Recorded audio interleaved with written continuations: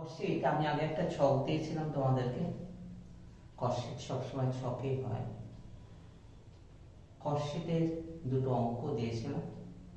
First বেসে অঙ্ক দেখানো হচ্ছে তোমাদেরকে। প্রথম দিনও যা দেখিয়েছিলাম তা 11-এর বেসে, আজও যা রেখেছি তা 11-এর জন্যই রেখেছি। কারণ প্রাথমিক পর্বটা ভালো মতন না জেনে কখনোই তার থেকে আরো বেশি জটিলে যাওয়া সম্ভব নয়। যেহেতু আমি প্রথম থেকেই আমার লক্ষ্য ছিল যে যেমন ভাবে ক্লাসে পড়ানো হয় ঠিক সেরকম ভাবেই দেখানো হবে, সেই লক্ষ্য নিয়ে এটা 3 নম্বর প্রবলেম তোমাদের সামনে রেখেছি। আগে দুটো প্রবলেম ছিল, এখানে নম্বর 3, তোমরা 3 নম্বর লিখে নিতে পারো। যারা ডিগ্রি কোর্সে আছো তাদের 12-11 কিছুটা ভুলে যেতে পারো, তাদের মনে করিয়ে দেওয়ার জন্য এটা সহযোগিতা হবে। এবং তারা আমি জানি যে জানো, সেই রেসপেক্টে আমি অঙ্ক দিয়েছি এবং অঙ্কটাকে বুঝিয়ে দেওয়ার চেষ্টা করছি। তো অঙ্কতে দেখো লেখা আছে প্রিপেয়ার কস্টশিট। আর কিছু লিখিনি, অনেক কিছুই লেখা থাকতে পারে যে প্রাইম কস্ট বার করো, ওয়ার্ক কস্ট বার করো, cost of production, cost of sales, cost of goods sold আর প্রফিট। বোর্ডে করানো হচ্ছে, তাই সব সময় মনে রাখবে বোর্ডের ভিত্তিতে যতটা যেভাবে সম্ভব একই বোর্ডে অঙ্ক এবং তার সঙ্গে সলভ রাখবার চেষ্টা করছি, যাতে কোনোভাবেই মাথা থেকে কিছু বেরিয়ে না যায়, কোনো কিছু বুঝতে পারেনি এটা না হয়। খুবই সাধারণ অঙ্ক রাখা হচ্ছে ফার্স্ট টাইম। আগের দিনও রেখেছি, আজও দেওয়া হয়েছে কি র মেটেরিয়াল কনজিউমড। আমি যে ছক দিয়েছিলাম তাতে র মেটেরিয়াল কনজিউমড একটা কথা বলা হয়েছিল। র মেটেরিয়াল কনজিউমড মানে কি কত কাঁচামাল ব্যবহৃত হয়েছে। তাতে বলা হয়েছিল কি যে ওপেনিং স্টক র মেটেরিয়াল কত ছিল, তার সঙ্গে পারচেজ কত হয়েছে, তার থেকে লেস ক্লোজিং স্টক কত মাল ব্যবহার হয়নি, সব র মেটেরিয়ালের কথা বলা হচ্ছে। রিটার্ন কত মাল র মেটেরিয়াল হয়ে গেছে। কোন র মেটেরিয়াল যদি অ্যাবনর্মাল লস হয়ে থাকে সেটা বাদ যাবে। কোন ম্যাটেরিয়াল যদি অন্য কোনো জায়গায় ব্যবহারের জন্য নিয়ে নেওয়া হয়ে থাকে সেটা বাদ যাবে। বেরোবে কি যে কতটা র মেটেরিয়াল আমার, তার সঙ্গে আনার খরচ অর্থাৎ ক্যারেজ ইনওয়ার্ড বলো, ইম্পোর্ট ডিউটি বলো, ইম্পোর্ট করলে ইম্পোর্ট মানে পারচেজিং, সেটাও যুক্ত হবে। ব্রোকারেজ যদি কেনার জন্য ব্রোকারেজ পড়ে থাকে পারচেজের জন্য, সেগুলো যুক্ত হয়ে টোটাল র ম্যাটেরিয়ালটার জন্য খরচ কত পড়েছে। এখানে সেই র ম্যাটেরিয়াল কনজিউমটাই দিয়ে দিয়েছে, তাই র ম্যাটেরিয়াল কনজিউম যেটা একটা হেড দেওয়া আছে তাই বসে গেছে। তার সঙ্গে ডাইরেক্ট ওয়েজেস, মনে রাখবে ডাইরেক্ট ওয়েজেস মানে প্রত্যক্ষ মজুরি, অর্থাৎ যাকে ছাড়া উৎপাদন হতেই পারে না, যাকে বাদ উৎপাদন বন্ধ, সেই ডাইরেক্ট ওয়েজেস। তার নাম আরেকটা প্রোডাক্টিভ ওয়েজেস, ডাইরেক্ট লেবারও বলতে পারো, প্রোডাক্টিভ লেবার বলতে পারো। সেই ডাইরেক্ট ওয়েজেস ডাইরেক্ট দেওয়া আছে 40,000 বসিয়ে দিয়েছি। ডাইরেক্ট এক্সপেন্সেস অনেকগুলো ভাগ দিয়ে দিয়েছিলাম ছকে। ডাইরেক্ট এক্সপেন্সেস বলে লেখা থাকতে পারে, ম্যানুফ্যাকচারিং এক্সপেন্সেস লেখা থাকতে পারে, এমন খরচের নাম উল্লেখ থাকতে পারে। যেমন একটা উদাহরণ হিসেবে বলে রাখি, যখন ওষুধ তৈরি হয়, ওষুধকে কিন্তু ওষুধের সঙ্গে ওষুধের যে প্যাকিং ওটা কিন্তু ডাইরেক্টলি, কারণ ওষুধটাকে প্যাকিং ছাড়া কোনো অবস্থায় উৎপাদন করে হস্তান্তর করাই সম্ভব না। যে ওষুধের ক্ষেত্রে এটা, সেটা প্যাকিং কস্টটা একসঙ্গে আসবে। সেই যে প্যাকিং কস্ট সেটা কিন্তু ডাইরেক্ট। যেমন এর আগের দিন ডাইরেক্ট এক্সপেন্সেস, যেমন আমরা বলেছি স্পেশাল ব্র্যান্ড, কোনো উৎপাদনের জন্য স্পেশাল ব্র্যান্ড লেখা থাকে। চার্জেবল এক্সপেন্সেস কখনো লেখা হয়ে থাকে। কখনো দেখা যায় যে কোনো এমন কোন জিনিস ব্যবহার করা হয়েছে যেটা হয়তো ওই দ্রব্য উৎপাদনের জন্য একান্তভাবে পেটেন্টস অর্থাৎ প্রযুক্তি ব্যবহার করা হয়েছে, তার মূল্যটা সেটাকে ডাইরেক্ট, কারণ ওটা ছাড়া ওটা উৎপাদন সম্ভব ছিল না। সেই ডাইরেক্ট এক্সপেন্সেস এখানে বলা ছিল 8,000 টাকা, সেটা বসেছে। যে এই প্রত্যক্ষ খরচগুলো যোগ করলাম, প্রাইম অর্থাৎ উৎপাদন করতে প্রাথমিক ব্যয় পড়লো 1,08,000 টাকা। এরপর ফ্যাক্টরি ওভারহেড, ফ্যাক্টরি সংক্রান্ত, ফ্যাক্টরি রেন্ট হোক আর ফ্যাক্টরি ওয়ার্কার্সদের স্যালারি হোক, ফ্যাক্টরি ওয়ার্কার্সের স্যালারি হলে কিন্তু এখানেই বসবে। এবং ডাইরেক্ট ফ্যাক্টরির সঙ্গে সম্পর্কিত, যেমন depreciation of machinery, factory store, water gas fuel charge, হ্যাঁ, এরকম বিভিন্ন খরচ। ইনডাইরেক্ট ম্যাটেরিয়ালও থাকতে পারে, ইনডাইরেক্ট ওয়েজেস বলতে পারে, সেগুলো সব এখানে যে ইনডাইরেক্ট ওয়েজেস এবং ডেপ্রিসিয়েশন ছিল দুটো, সেই দুটো এখানে বসিয়ে দিয়েছি। যোগ করলে টোটাল খরচ পড়েছে, ফ্যাক্টরি সংক্রান্ত খরচ পড়ছে 22,000, আর তাহলে ওয়ার্ক কস্ট উৎপাদন কস্ট পড়েছে কত 1,30,000, 1,08,000 তার সঙ্গে যোগ 22,000, 1,30,000 ওয়ার্ক কস্ট করলে এত দিয়ে শিখেছি ডাইরেক্ট। এবার অফিস ওভারহেড, অফিসে যারা ক্লেরিক্যাল কাজ করে অর্থাৎ হাতে কলমে কাজ করে, যারা গায়ে গতরে কাজ করে না তাদেরকে অ্যাকচুয়ালি অফিসিয়াল, অফিস স্টেশনারি হতে পারে, অফিস রেন্ট হতে পারে, অফিস স্টাফ স্যালারি হতে পারে, অফিসের যে সমস্ত ইকুইপমেন্ট আর ডেপ্রিসিয়েশন হতে পারে, এই যে খরচগুলো সেই খরচগুলোর কথা, অফিস সুপারের, অফিস ম্যানেজারের স্যালারি, এখানে কিছু নেই, ডাইরেক্ট লেখা আছে office overhead 20% of work cost. তা ওয়ার্ক কস্ট আমাদের 1,30,000, তার 20% করলে বেরিয়েছে 26,000, যোগ করেছি 1,56,000 হচ্ছে কি কস্ট অফ প্রোডাকশন, ওয়ার্ক কস্টের সঙ্গে তাহলে অফিস ওভারহেড যোগ করে কস্ট অফ প্রোডাকশন হচ্ছে। অর্থাৎ এটাই উৎপাদন ব্যয়, এটা প্রকৃত উৎপাদন ব্যয়। এর সঙ্গে এখন যেগুলো আসবে, কোন প্রতিষ্ঠান এখানে স্টক করে এর সঙ্গে সেলের হয়তো তার কোনো খরচ নেই, তাই স্টেপ বাই স্টেপ খরচগুলোর কথা বলা হয়েছে। এটা হচ্ছে কস্ট অফ প্রোডাকশন বেরিয়েছে ওয়ার্ক কস্টের সঙ্গে অফিস ওভারহেড যোগ করে। এরপর বলা হয়েছিল যে কি selling overhead ₹2 per unit, selling overhead যে মাল সেল করা হবে, এখন সেলের পজিশনে আমরা আসিনি, কারণ প্রোডাকশন হয়েছে ইউনিট প্রোডিউসড হয়েছে 15,000 ইউনিট, আর ইউনিট সোল্ড হয়েছে 12,000 unit. 15,000 unit produced, 12,000 unit sold, 3,000 unit closing stock, অর্থাৎ যে মাল বিক্রি হয়নি। ফিনিশ গুডস যে মাল উৎপাদন হয়ে রয়ে গেছে স্টোরে এখনো অবিকৃত, সেই মাল বাদ দিতে হবে। অ্যাকচুয়াল কস্ট বার করতে চাইছি দ্রব্যের, আমরা বলেছি কস্টিং, দ্রব্যের উৎপাদন কস্ট বেরোবে। তাহলে যে উৎপাদন, যে দ্রব্য বিক্রি হচ্ছে তার উৎপাদন কস্ট বার করতে হলে যে মাল বিক্রি হয়নি তা বাদ যাবে। তাহলে 15,000 পার ইউনিট প্রোডিউসড, 15,000, 12,000 হচ্ছে সেল, তাহলে 3,000 তাহলে দাঁড়াচ্ছে finish goods. Closing finish goods, opening finish goods ছিল না, ওপেনিং ফিনিশ গুডস থাকলে নিশ্চয়ই যোগ করে নিতাম, যা গত বছর রয়ে গেছে সেটা থেকে যোগ করে নিলাম, আর ক্লোজিং ফিনিশ গুডস বিক্রি হয়নি তাই বাদ যাচ্ছে, লেস ক্লোজিং ফিনিশ গুডস। তাহলে এই যে 3,000, তাহলে আমরা দেখছি কি 15,000 দ্রব্য তৈরি হয়েছে, ইউনিট প্রোডিউস 15,000, তার জন্য কস্ট অফ প্রোডাকশন করেছে 1,56,000, অর্থাৎ 15,000 এর জন্য 1,56,000, তাহলে 3,000 এর জন্য কত খরচ হচ্ছে? 15,000 দ্রব্য উৎপাদনের জন্য 1,56,000, 15,000 unit produced, cost of production 1,56,000, 3,000 closing stock value ₹31,200।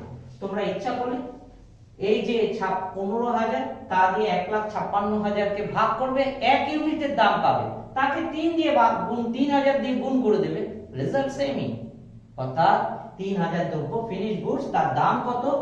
1,56,000 divided by 15,000। কেন না 15,000 দ্রব্য তৈরি করতে 1,56,000 টাকা দাম পড়ছে। হ্যাঁ, ভাগ করলে যেটা পাবে সেটা দিয়ে 3,000 ইউনিটকে গুণ করো, বেরোবে 31,200। ঠিক আছে, বেরিয়ে গেল যে মাল বিক্রি হয়নি সেটা বাদ দিয়ে দিলাম, পেয়ে গেলাম কস্ট অফ সেলস।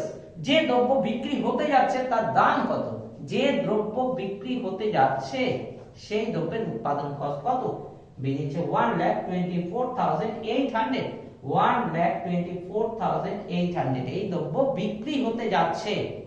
তাহলে সেলিং ওভারহেড, অর্থাৎ এটা সেল করতে গিয়ে অ্যাডভার্টাইজমেন্ট বলো, সেলসম্যান স্যালারি বলো, সেলসম্যান কমিশন বলো, ক্যারেজ আউটওয়ার্ড বলো, যে ভ্যান মারফত ডেলিভারি হয় তার ডেপ্রিসিয়েশন বলো, এনিথিং সেলস প্রমোশন বলো, তার জন্য যে খরচ সেই খরচ বলছে 2 টাকা পার ইউনিট। তাহলে এই ক্ষেত্রে মনে রাখতে হবে যত ইউনিট প্রোডাকশন হয়েছে তার সঙ্গে সেলের কোনো সম্পর্ক নেই। আমি আগেই বলেছিলাম প্রোডাকশন এখানে কমপ্লিট, 15,000 ইউনিট তৈরি হয়েছিল, তার জন্য এটা কস্ট ছিল। তা আমি তো এক ইউনিটে এসে কত হাজার ইউনিট সেল হচ্ছে তার হিসাবে চলে এসেছি। সুতরাং সেল হচ্ছে যা তার সঙ্গে পার ইউনিট, তাহলে সেল কত হাজার ইউনিট 12000 ইউনিট, তাহলে 2 টাকা পার ইউনিট হচ্ছে সেলিং ওভারহেড, তাহলে 24000 হবে, 12000 ইনটু 2, হ্যাঁ সেলিং ওভারহেড 12000 ইনটু 2 24000, তাহলে cost of sales 1,48,800, 1,48,800 cost of sales বেরোলো। বোর্ড শেষ হয়ে গেছে, আর মাত্র প্রফিট বার করা বাকি, তাই জন্য আমি আর মুছে দ্বিতীয়বার যাতে বোঝাতে না হয় তোমাদেরকে, যাতে ভালোভাবে বুঝতে পারো, তাই অ্যারো চিহ্ন দিয়ে এখানে নিয়ে চলে এসেছি। প্লিজ পরীক্ষার খাতা এসব নয়, তোমার পরীক্ষার খাতা এনাফ যাবা, এবং এটা খুবই ছোট অঙ্ক, ধরে যাওয়ার কথা, আমি তোমাদের জন্য বড় করে লিখতে হয়েছে যাতে বুঝতে পারো, তাই জন্য যাবা সামান্য শর্ট হয়েছে সেটাকে মেকআপ করছি। কস্ট অফ সেলস এনে বসিয়ে দিচ্ছি 1,48,800। এবার সেলিং প্রাইস বলা ছিল 12000 unit, rupees 15 per unit, rupees 15 each, তাহলে 12000 ইনটু 15 1,80,000। সেলিং প্রাইস 15000 ইউনিট, 12000 ইউনিটের পড়লো 1,80,000, তাহলে 1,48,800 কস্ট অফ সেলস, অর্থাৎ দ্রব্য বিক্রয় করা পর্যন্ত যে খরচ পড়েছে। আর সেলিং প্রাইস বাড়িয়েছে 1,80,000, তাহলে profit 31,200 balancing figure, that is আমরা অ্যাকাউন্টেন্সিতে জানি ব্যালেন্সিং ফিগার মানে কি দাঁড়াচ্ছে, যে অর্থাৎ 1,80,000 হচ্ছে সেলিং প্রাইস, 1,48,800 হচ্ছে কস্ট প্রাইস, তাহলে বাদ দিয়ে দিলাম একটা থেকে আরেকটা ফিগার, মধ্যখানে বসিয়েছি প্রফিট 31,200। তোমাদের বোঝার সুবিধার্থে আরো একটা কথা বলে রাখি, এই তুমি যদি ইউনিট কস্ট জানতে চাও তাহলে এত অবধি কস্ট অফ প্রোডাকশন পর্যন্ত তুমি 15,000 দিয়ে ভাগ করবে। এখানে থার্ড কলাম টানবে 1,80,000 ইনটু 15,000, বেরিয়ে আসবে পার ইউনিট প্রাইম কস্ট 1,30,000, তাকে ভাগ করবে 15,000 দিয়ে, বেরিয়ে আসবে যে ওয়ার্ক কস্ট কত পড়েছে পার ইউনিটে। তুমি তারপরে কস্ট অফ প্রোডাকশন 1,56,000 যেটা এখানে করেছি 15,000 দিয়ে ভাগ করবে, বেরিয়ে আসবে cost of production per unit. তুমি কস্ট অফ সেলস কে বা এখানে এসে কিন্তু তুমি যেহেতু 12,000 তাই 12,000 দিয়ে ভাগ, কারণ 3,000 ইউনিট ফিনিশ গুডস, তাই ওটা কেন নিতে পারবে না।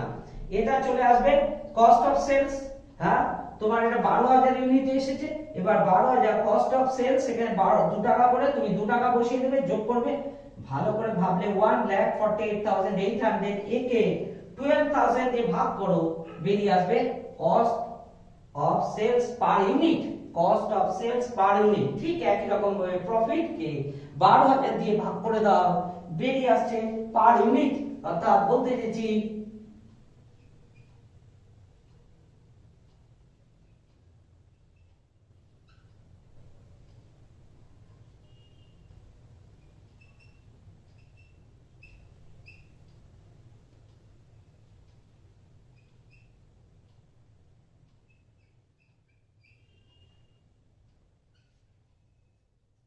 পার ইউনিট সেলিং প্রাইস বেরোবে 31,200 প্রফিট, এখানে সরি সেলিং প্রাইস না পার ইউনিট প্রফিট, এখানে profit only profit,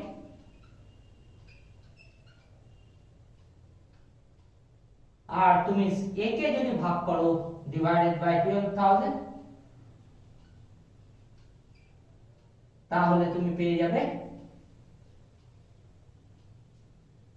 selling price per unit.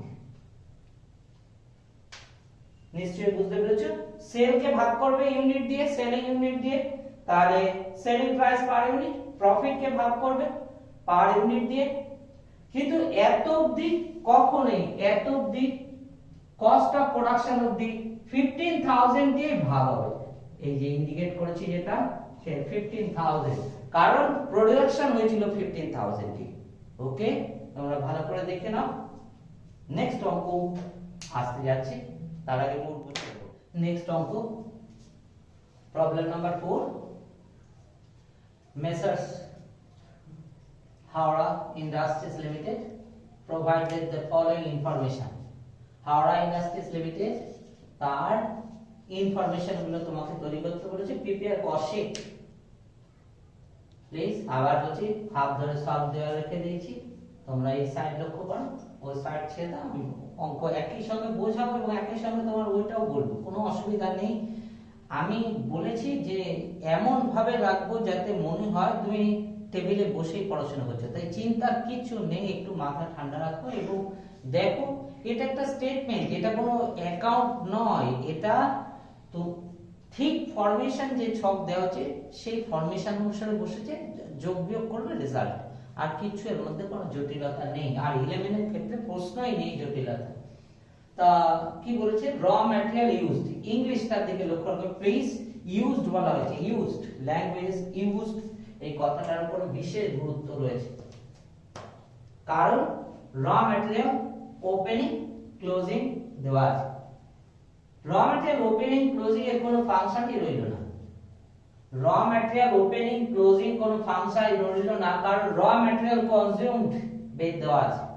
র ম্যাটেরিয়াল ইউজ মানে যত র ম্যাটেরিয়াল ব্যবহার করা হচ্ছে, that is opening stock of raw material add purchase less closing stock, এটা তো করাই আছে। যদি রিটার্ন থাকে রিটার্ন মাইনাস করা আছে, যদি abnormal loss of raw material থাকে নিশ্চয়ই মাইনাস করা আছে, এমনকি ক্যারেজ ইম্পোর্ট ডিউটি এনিথিং করে এটা রেজাল্ট। তাই আমি এটা অ্যাড লেসের আর প্রশ্নই রইল না, তাই ডাইরেক্ট র ম্যাটেরিয়াল কনজিউমড লিখবো আমি 1,27,250, 1,27,250।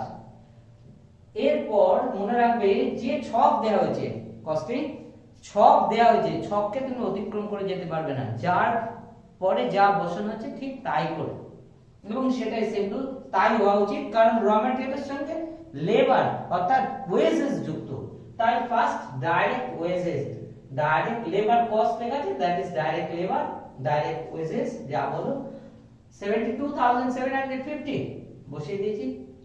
এবার আরো একটা কথা বলি, কথা বসুন, এটা দুটো কলম টেনেছি, তিনটে কলম টানতে পারি, এটা স্টেটমেন্ট। স্টেটমেন্ট মনে রাখবে, এটা আমাদের মতন ছক, এটা কোনো গদে বাঁধা ছক নয়। আমার দরকার হলে এটা তিনটে কলম টানতে পারি, যখন আমার দরকার হবে, ইউজ হবে আরো আরো বেশি কলমের দরকার হলে নিজেই টানতে পারি।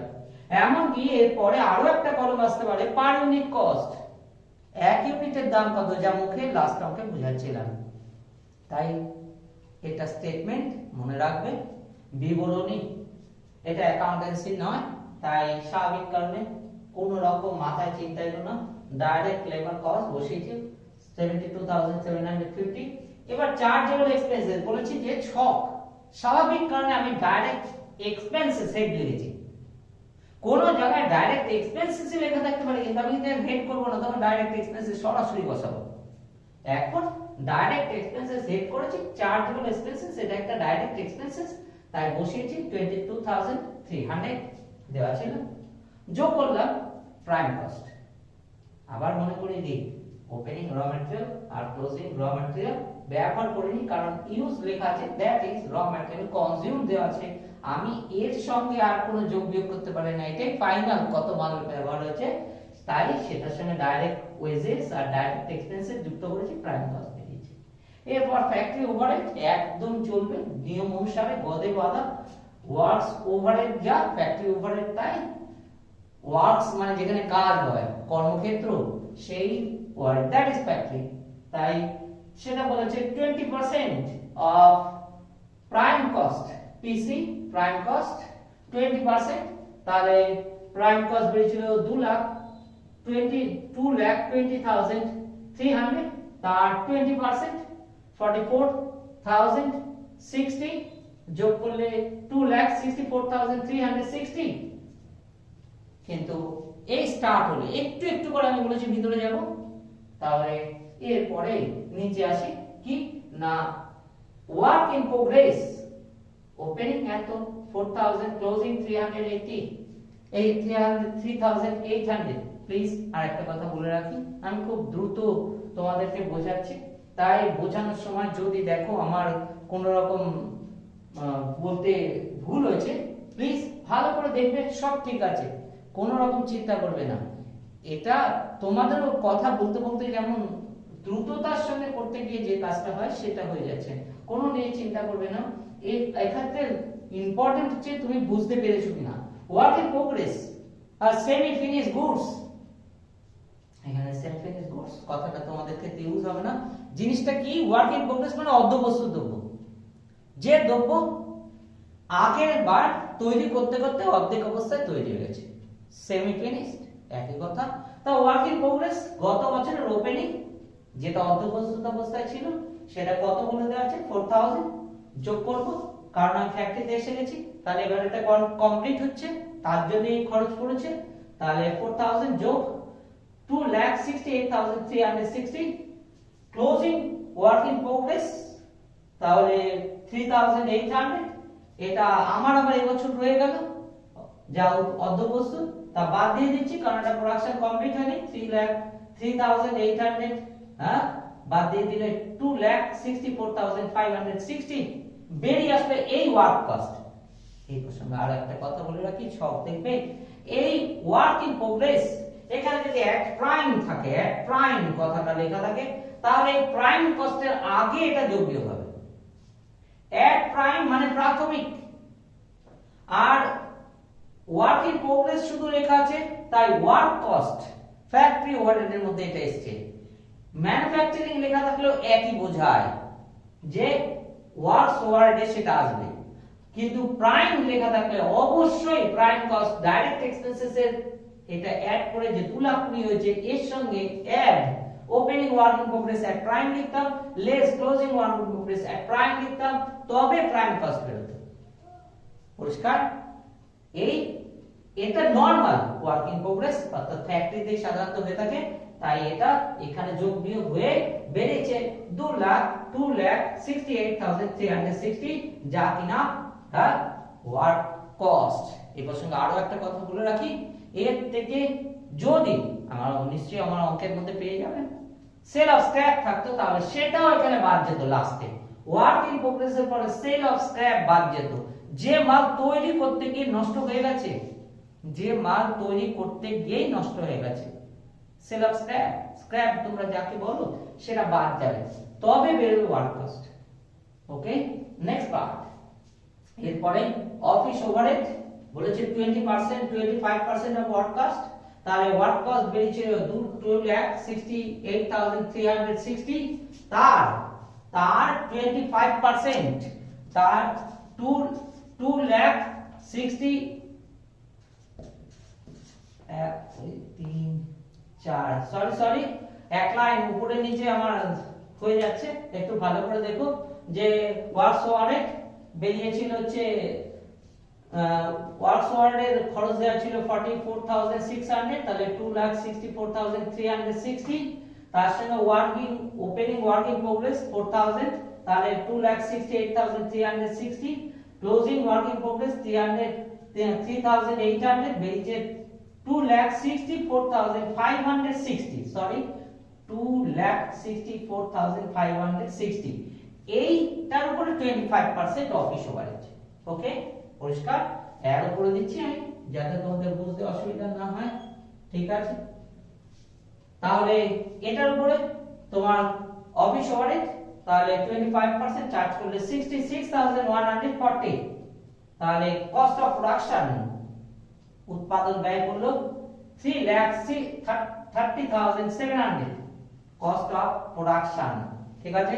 এরপর ওপেনিং, আমি বলেছি আস্তে আস্তে ভিতরে ঢুকছি, ওপেনিং ফিনিশ গুডস 9,200 যোগ মানে গত বছর যেটা তৈরি হয়েছিল বিক্রি হয়নি, এবছর বিক্রি হবে, আমার টোটাল দ্রব্য চাই, তাহলে 9,200 যোগ করলাম, অ্যাড করলাম 3,39,900, আবার এবছর যেটা বিক্রি হয়নি বেরিয়েছে 8,000, হ্যাঁ, ক্লোজিং ফিনিশ গুডস 8,000 বাদ লেস, তাহলে বিক্রয়যোগ্য কস্ট অফ গুডস সোল্ড, যে মাল বিক্রি করব তার দাম 3,31,900, 3,31,900 বেরোলো কি কস্ট অফ গুডস সোল্ড, যে মাল আমি বিক্রি করব তার দাম। এরপরে বলেছিল সেলিং ওভারহেড 3 পার ইউনিট, আগের অঙ্কতেই বলেছি যে মাল বিক্রি হয় সেই মালের সঙ্গে সেলিং এক্সপেন্সেস যুক্ত। যে মাল প্রোডাকশন হয়েছে, যে মাল প্রডিউস হয়েছে 24,000 এর সঙ্গে সম্পর্কিত নয়। 25,000 যে ইউনিট প্রডিউসড হয়েছে তার সঙ্গে এটা সম্পর্কিত নয়। 25,000 ইউনিট প্রডিউস, এটা কস্ট অফ প্রোডাকশনের সঙ্গে যুক্ত ছিল। যেই ওপেনিং ফিনিশ গুডস যোগ ক্লোজিং ফিনিশ গুডস মাইনাস করেছি, এসে গেছে কার হিসাব? যে মাল বিক্রি করব 24,000 এর সঙ্গে। এই 24,000 সেল, তার সঙ্গে 3 পার ইউনিট সেলিং ওভারহেড গুণ করলে 72,000, সেলিং ওভারহেড 72,000 যোগ করলে কস্ট অফ সেলস, যে দ্রব্য বিক্রি হতে যাচ্ছে তার দাম 4,03,900, 4,03,900। তাহলে সেলিং প্রাইস দেওয়া ছিল, মনে রাখবেন।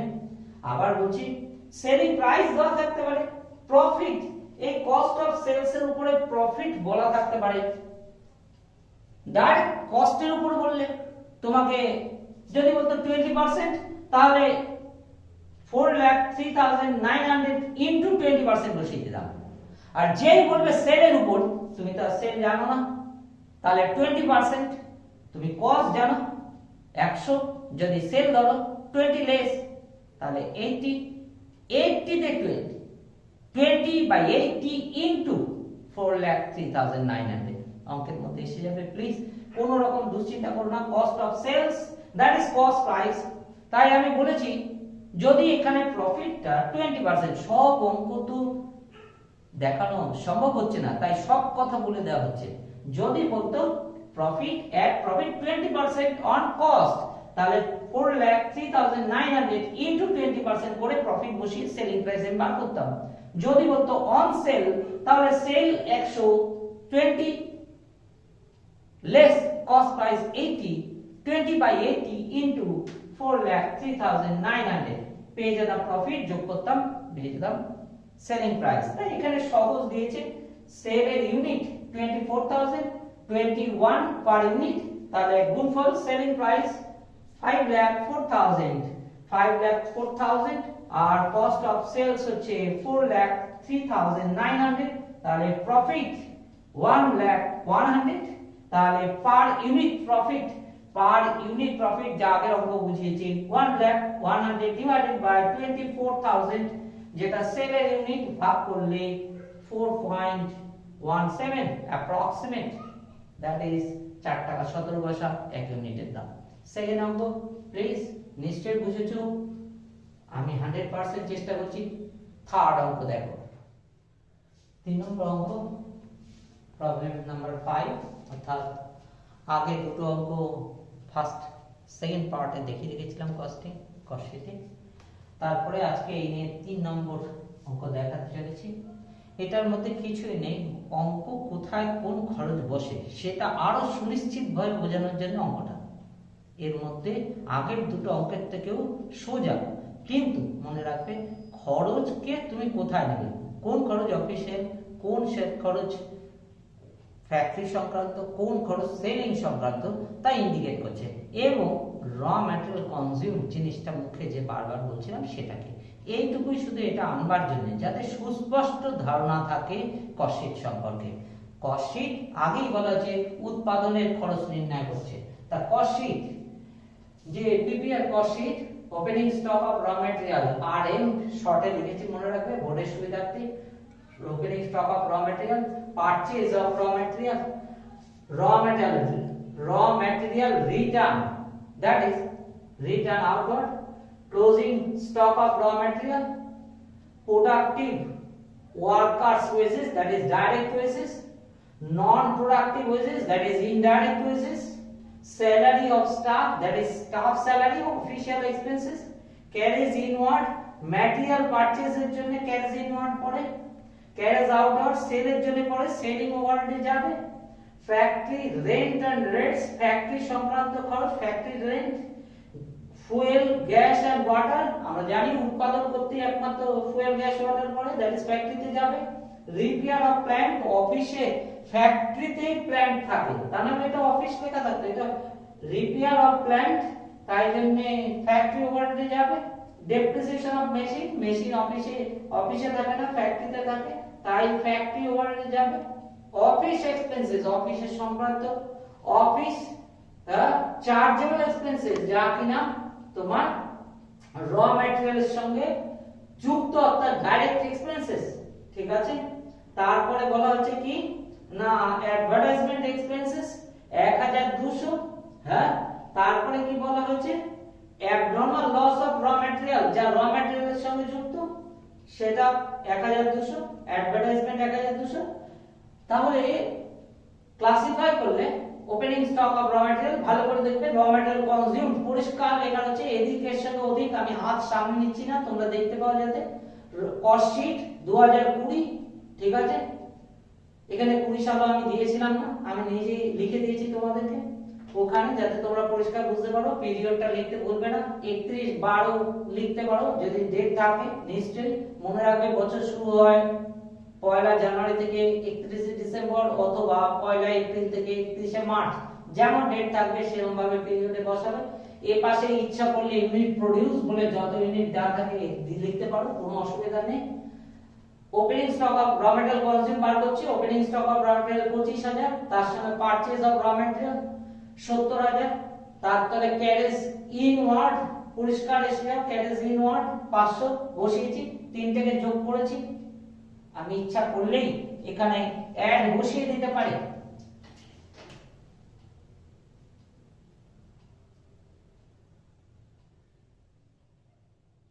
এগুলো সব অ্যাড হচ্ছে। পারচেজ আর ক্যারেজ ইনওয়ার্ড যোগ করলে হচ্ছে 95500, ক্যারেজ ইনওয়ার্ড বসিয়েছিলাম 500। এবার লেস রিটার্ন আউটওয়ার্ড, অর্থাৎ র ম্যাটেরিয়াল রিটার্ন হয়েছে 2000 টাকা, বসিয়েছি first column. Abnormal loss of material নিচে, অর্থাৎ অ্যাবনরমাল লস মানে যে লস সাধারণভাবে হয় না, কোনো ক্ষয়ক্ষতির মাধ্যমে হয়, যেমন অগ্নিকাণ্ডের মাধ্যমে হতে পারে, stock destroyed by fire, raw material destroyed by fire, সেই অ্যাবনরমাল লস অফ ম্যাটেরিয়াল 1200 বসিয়েছি। Closing stock of raw material 18800, that is 18800, তিনটাকে যোগ করে নিয়েছি।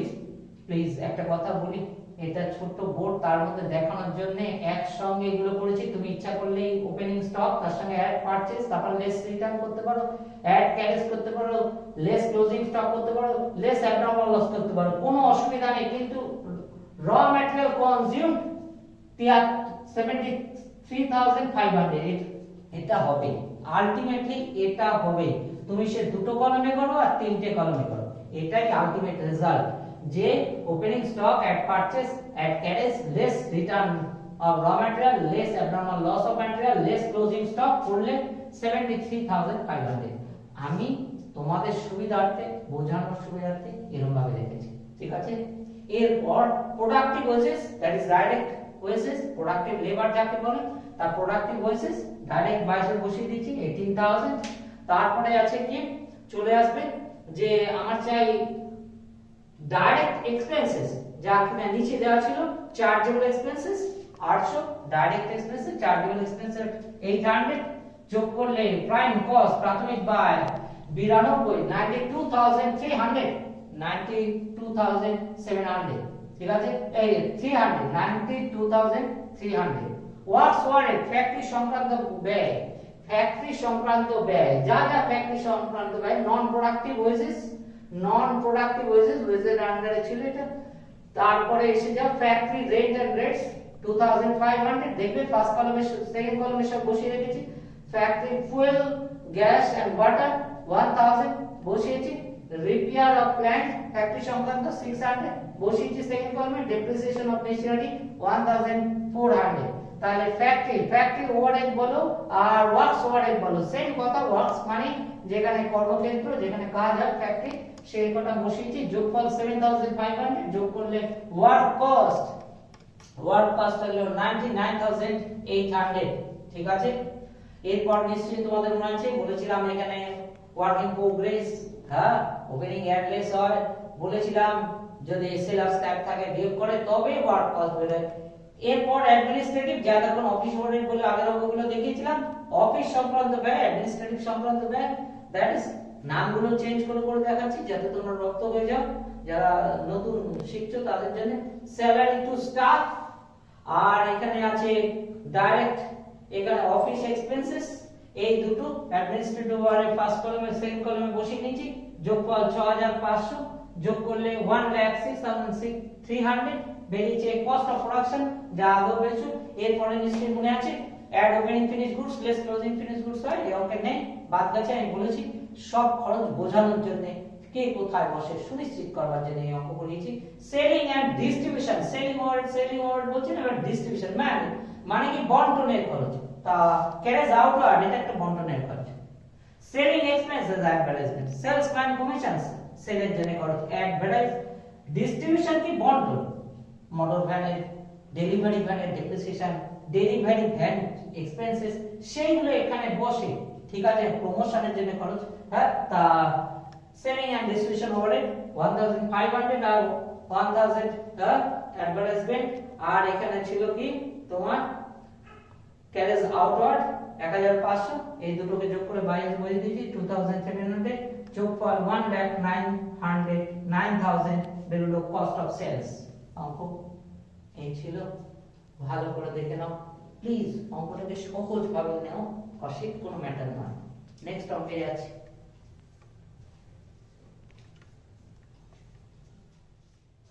থার্ড অঙ্ক, তার একই সঙ্গে সলভ। মনে রাখবে সব অঙ্কই এখনো পর্যন্ত, আজকে আরো একটা অঙ্ক আসা পর্যন্ত 11 বেস করানো হচ্ছে। একই সঙ্গে মনে রাখতে হবে যারা পরের দিন থেকে কস্ট শিট করবে তাতে এস্টিমেটেড কস্ট শিট আসবে এবং লিফো ফিফো প্রসেস প্রয়োগ হবে। লিফো ফিফো আমরা জানি না, সেটাকেও প্রয়োগ হবে। এর পরের অঙ্কে তার সামথিং নিশ্চিতভাবে এসে যাবে, কিন্তু এটা ঠিক যা দেখানো হচ্ছে তা কমপ্লিট ওয়ার্ক, অর্থাৎ কেউ যদি এটা বুঝে থাকে নিশ্চিতভাবে তার কস্ট শিট করতে কোনো অসুবিধা হওয়ার কথা না। তাই 6 প্রবলেম, প্রিপেয়ার কস্ট শিট এবং ইউনিট কস্ট, অর্থাৎ প্রতি মুহূর্তে বলছিলাম যে কস্ট অফ প্রোডাকশন পর্যন্ত ইউনিট প্রডিউসে ভাগ হবে।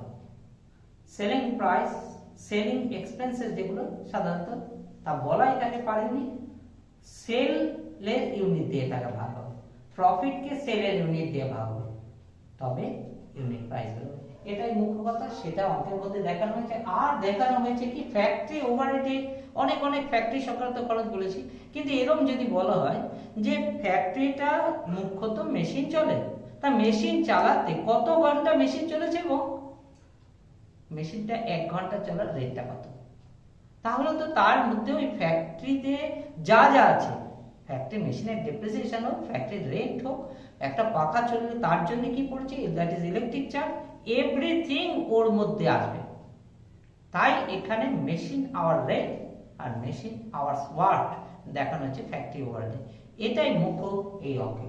তাহলে prepare cost sheet and per unit price, opening raw material, opening stock of raw material 20,000, purchase of raw material 2 lakh, closing stock of raw material 30,000, direct labor 1.5 times of raw material consumed, raw material consumed just 1.5, that is 2 3/2, ये तो সবাই পড়া উচিত, তবুও বুঝিয়ে দেওয়া হলো যে 1.5 মানে কি দাঁড়াচ্ছে। মেশিন আওয়ার্স ওয়ার্ক 20,000, কত ঘন্টা মেশিন কাজ করেছে, 20 ঘন্টা। মেশিন আওয়ার রেট, 1 ঘন্টা মেশিন চালালে 0.50 পয়সা, 50 পয়সা বা 0.50। Number of unit produce sold, number of unit sold 40,000, number of unit produce 50,000, office overhead 50% of work cost, selling expenses per unit 1 টাকা, সেলিং প্রাইস 18 পার ইউনিট। এই ছিল টোটাল অঙ্ক, তার solve.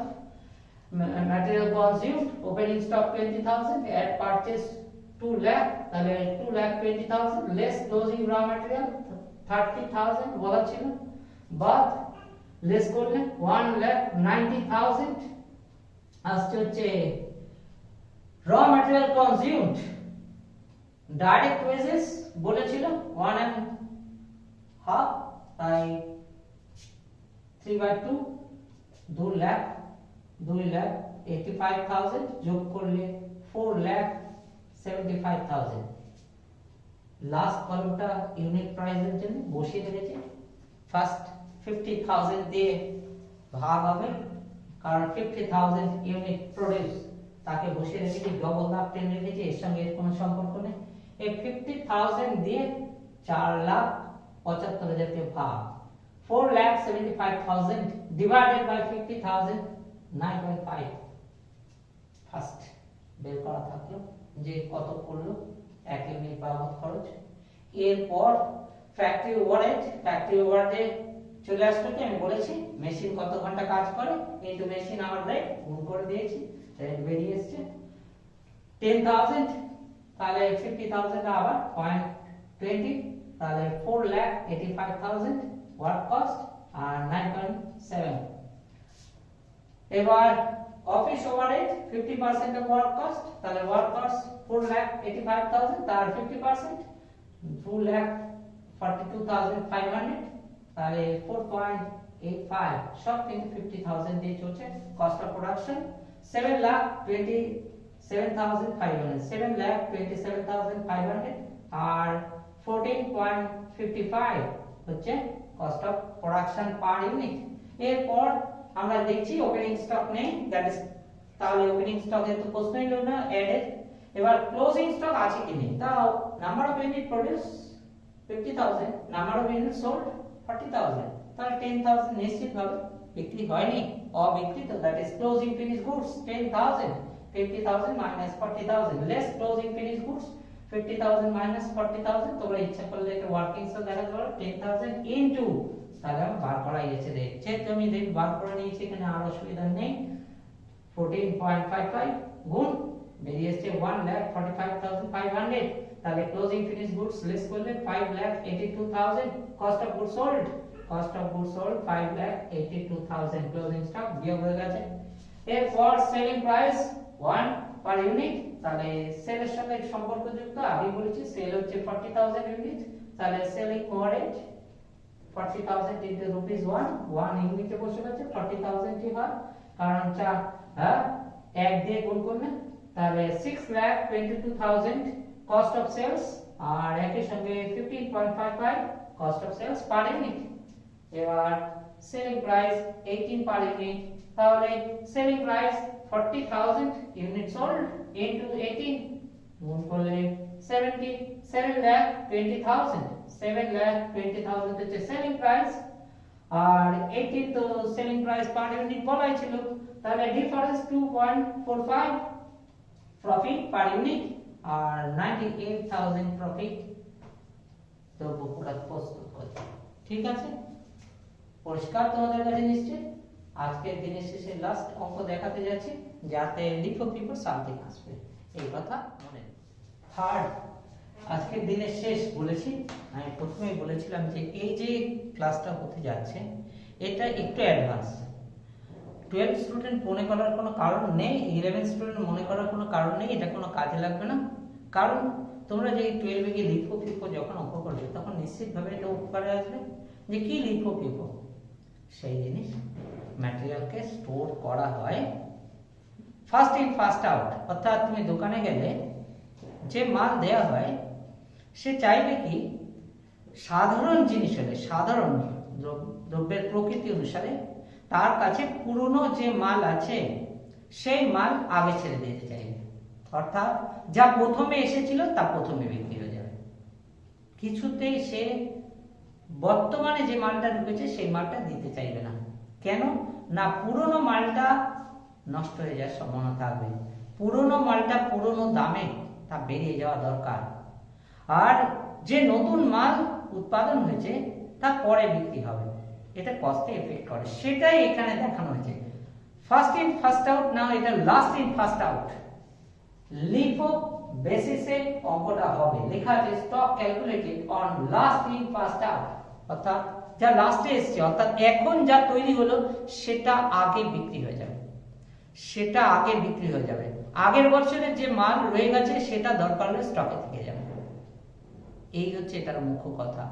First in first out হলে কোনো অসুবিধাই ছিল না। আমরা আগের যে অঙ্কগুলো করছি যখন ইউনিট প্রাইস দিয়ে গুণ করে দিচ্ছিলাম, পার ইউনিট কস্ট অফ প্রোডাকশন কত সেটা দিয়ে গুণ করে দিচ্ছিলাম ক্লোজিং ফিনিশ গুডস কে, বেরিয়ে আসছিল ইজি যে কত দাম, ক্লোজিং ফিনিশ গুডস এর কত দাম। এখানে লাস্ট ইন ফার্স্ট আউট, অর্থাৎ নিশ্চিতভাবে যত মাল ওপেনিং ফিনিশ গুডস দরকার হলে পুরো অবিকৃত থাকবে, কোনো বিক্রি হবে না। যেটা উৎপাদন হয়েছে সেই মালের মধ্যে থেকে বিক্রি হয়ে যা অবশিষ্ট থাকবে সেটাও ক্লোজিং স্টক হিসাবে থাকবে। এটাই এই অঙ্কের মুখ্য কথা। তাছাড়া পুরো অঙ্ক হুবহু একই রকম, অর্থাৎ ছক বেঁধে নামবে। তা কি বলা আছে, prepare cost sheet for the production manufactured in 2004 for the information. Please 2004, আমি কারেকশন করে দিচ্ছি, আমি ডেটগুলো একটু এদিক ওদিক করে দিচ্ছি যাতে তোমাদের সুবিধা হয়।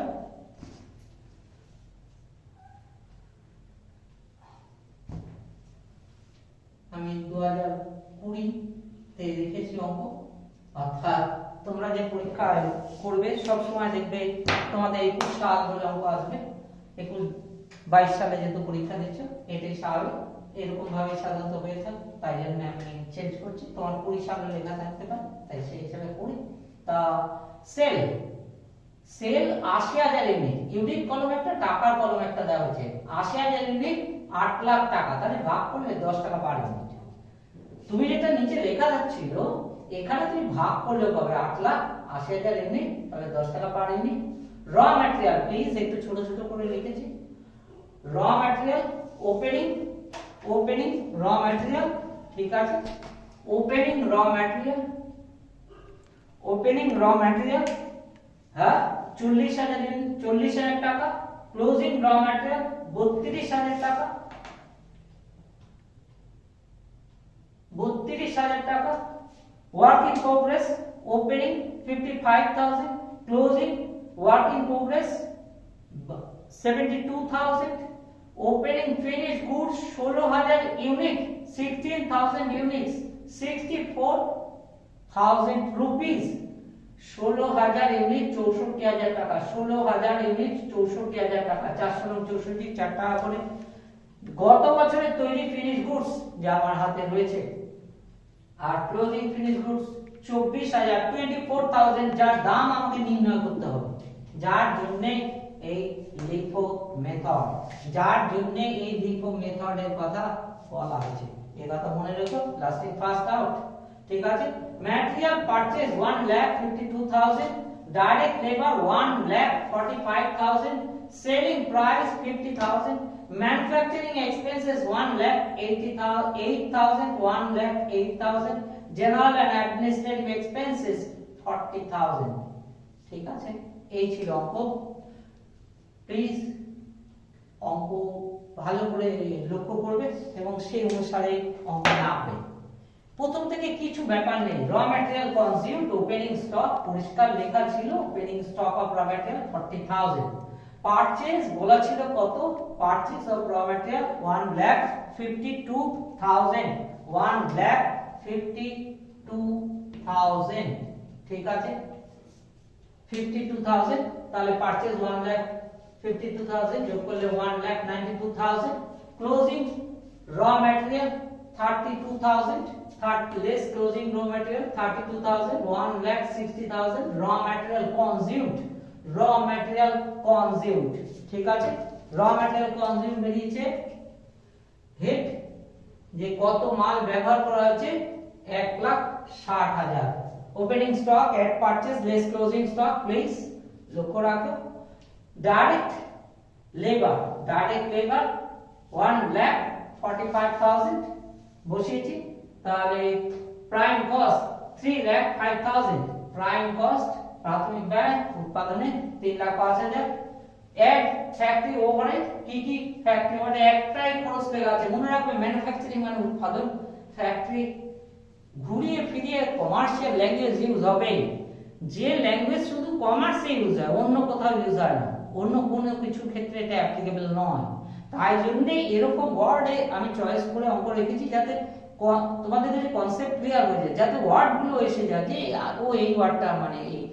তাই এটা ফ্যাক্টরি ওভারহেড, ফ্যাক্টরি সংক্রান্ত খরচ 1,08,000 বসিয়ে দেওয়া হয়েছে। এবার আমি এটা বাইরে নিয়ে যোগ করতে পারতাম, আরো এক একটা সময় এক একটা জিনিস এক একজন করে থাকে, তুমি যদি নার্ভাস না হয় একই বিষয় কোন বই যে বই ফলো করছো সেই বই নিশ্চিতভাবে এমন নিজের মতো করে করা হচ্ছে, কারণ উপরে আগেই বলছি এটা কস্ট শীট স্টেটমেন্ট, তাই নিজের মতো করা যায়, শুধু ভুল নয়, সব ভুল হওয়া চলবে না। তাই এটার সঙ্গে add opening work in progress 55,000 যোগ করেছি, less closing work in progress 72,000, please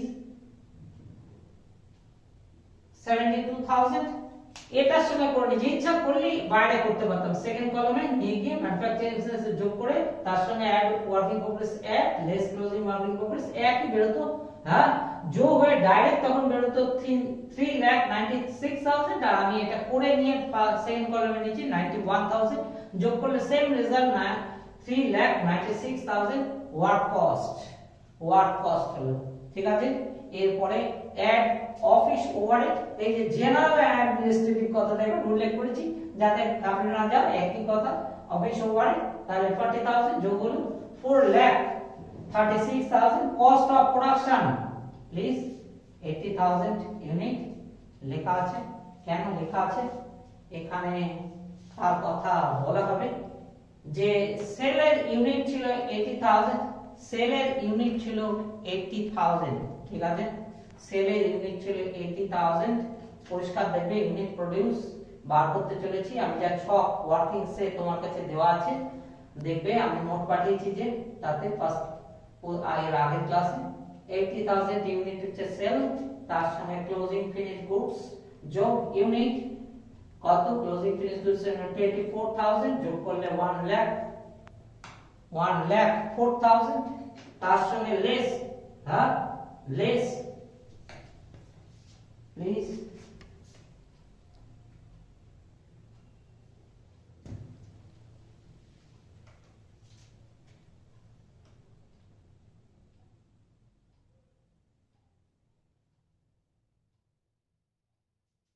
opening 16,000, তাহলে এসেছে 88,000, যা কিনা ইউনিট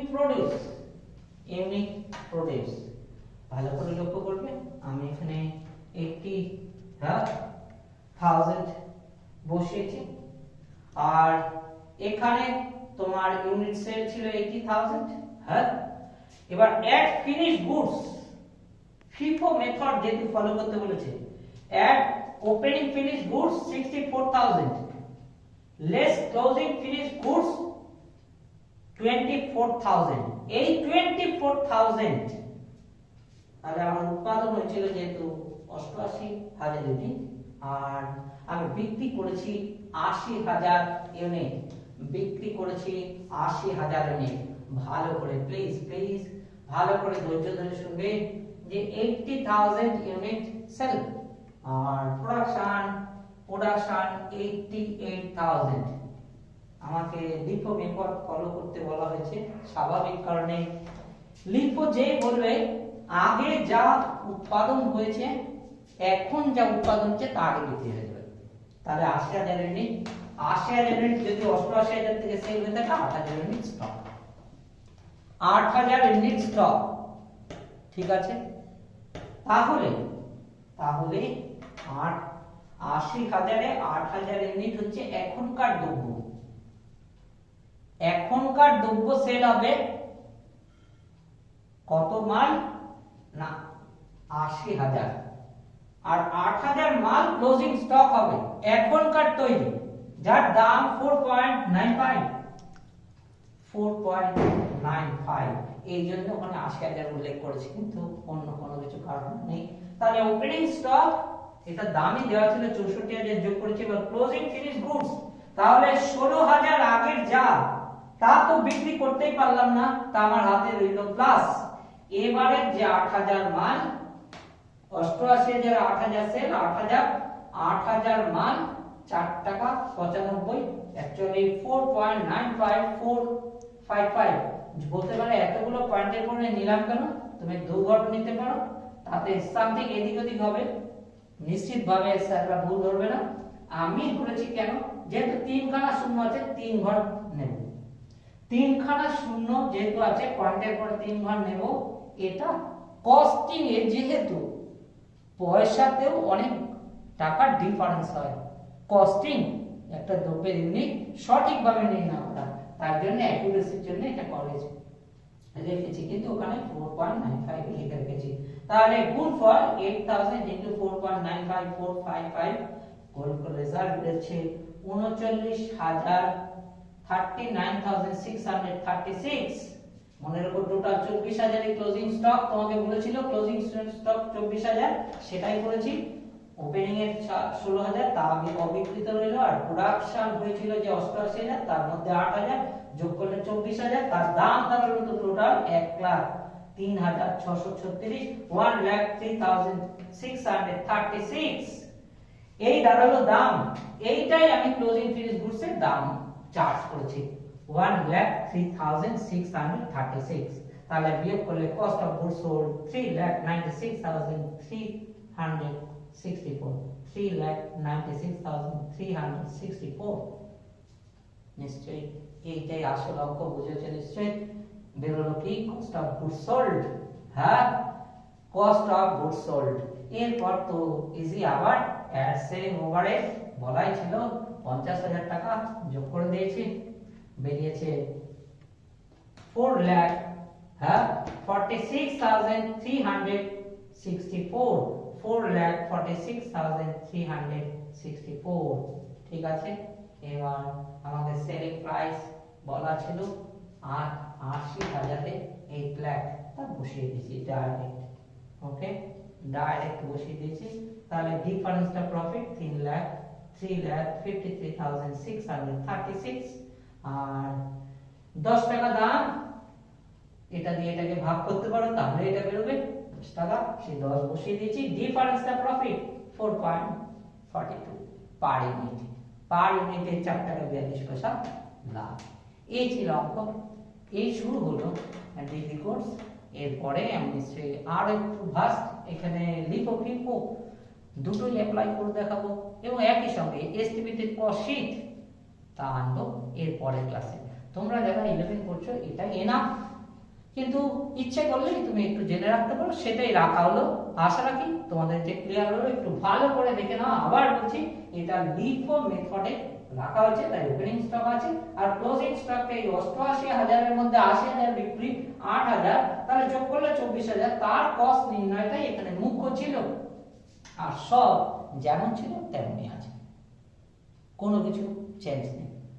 এই কথা থাকলো, আশা রাখি তোমরা আরো ভালো করে দেখবে। আর আমার অনুরোধ, একটুখানি তোমরা ভেবে, যদি তোমাদের ভালো লাগে নিশ্চিতভাবে তোমরা রেসপন্স করো, যাতে বুঝতে পারি কতটা আমি তোমাদেরকে উপকারে লাগছে। আমি বারবার এই লক্ষ্য নিয়ে নেমেছি, তোমাদের উৎসাহটা যত তোমরা দেখবে, যত তোমাদের ভালো লাগবে, আমিও ততটাই উৎসাহ পাবো। এটা মাথায় রেখো। আমি এই অনুরোধ রাখছি, তোমরা ভালো করে পড়ো, ভালো রেজাল্ট করো। ছাড়ছি, তোমরা এখনকার মতো এটা দেখো।